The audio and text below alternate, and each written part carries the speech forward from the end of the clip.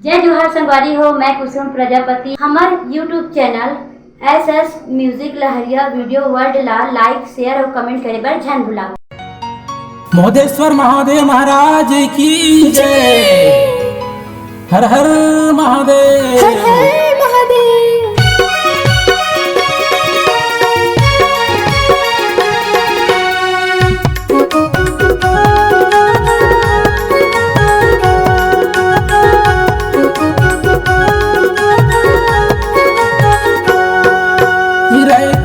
सिमगरोड मातर पोंगी के उत्ती छोर मन। रायपुर सिमगरोड मातर पोंगी के उत्ती छोर मन। बस हवाई गमोदा गाँव। जी हाँ भुइया फोड़ के निकले महादेव महिमा होवे महान। जी हाँ भुइया फोड़ के निकले महादेव महिमा होवे महान। जय हो जय भोलेनाथ। सबके बनाई ते बिगड़े काम। जय हो जय भोलेनाथ। सबके बनाई ते बिगड़े काम।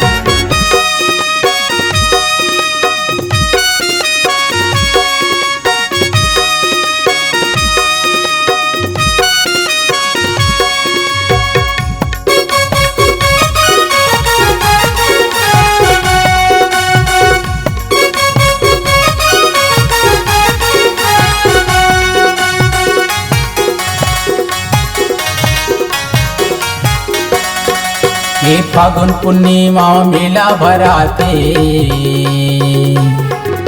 नर नारी दर्शन बरियाते। श्री राम कथा के पावन गंगा। 5 दिन ले हबो हाथे।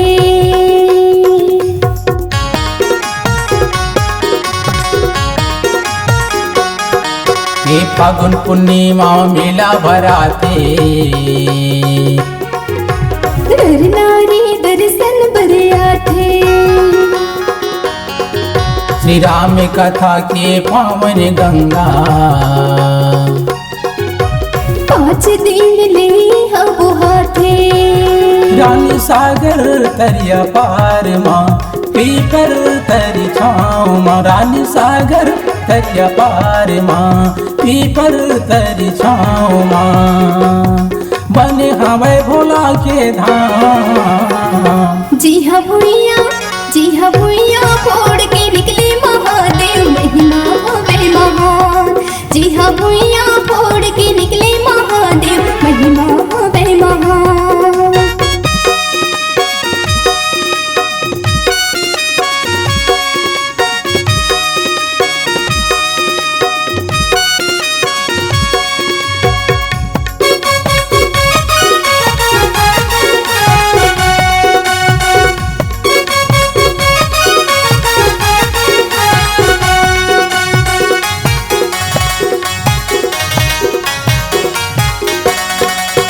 करिया भुरवायो कपट्टा।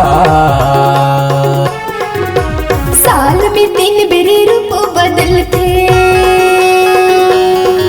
ये महारी सी मार करने के।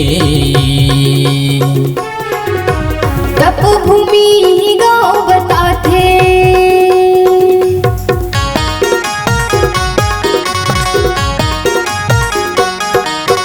करिया भुरवायो कपट्टा। साल में 3 बेर रूप बदलते। ये महारी सी मार करने के। तप भूमि गाँव बताते।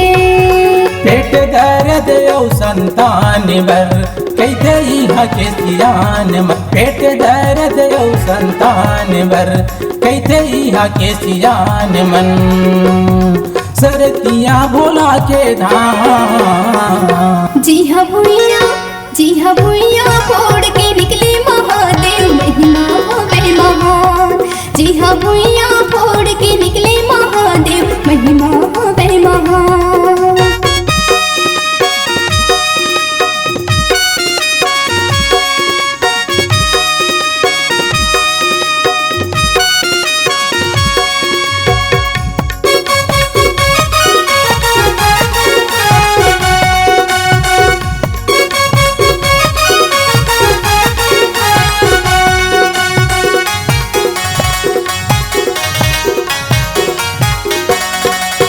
छत्तीसगढ़ में शोर उड़त ही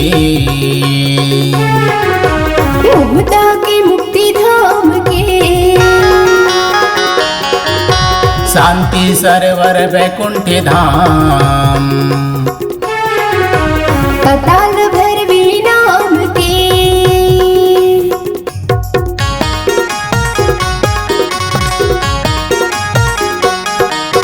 छत्तीसगढ़ में शोर उड़त ही ममता के मुक्ति धाम के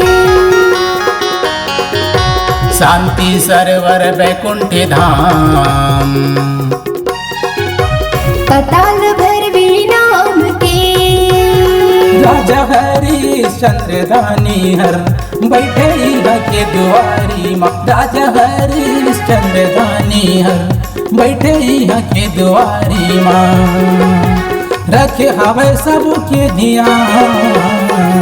जी हाँ भुइया फोड़ के निकले महादेव महिमा होवे महान।